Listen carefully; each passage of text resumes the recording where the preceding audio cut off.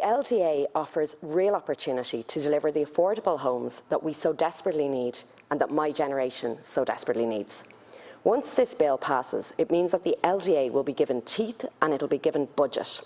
€1.25 billion worth of budget to be exact, with another €1.25 billion worth of borrowing capacity.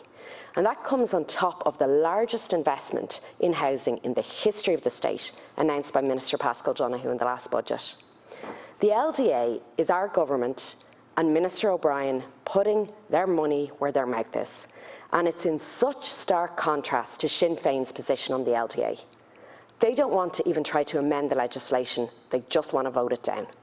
Now, if you've been watching Sinn Féin in this chamber this past year, you'd know that's not out of kilter, and that's nothing new. It's, in fact, blind opposition for opposition's sake is very much their modus operandi. Except, of course, if they're asked their opinion on the Special Criminal Court, when they just go to ground, avoid having to make a tough call, and avoid having to make a decision. Well, you know what? Making decisions are a pretty important part of being in government. And leading on initiatives and compromising on your position in order to deliver for the common good is another part of life in government.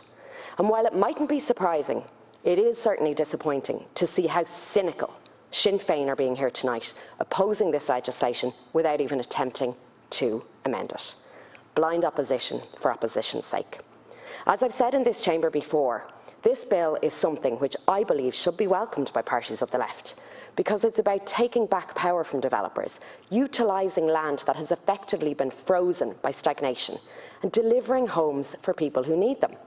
I welcome Minister O'Brien's commitment to delivering sites as soon as possible and getting people into affordable homes as quickly as possible.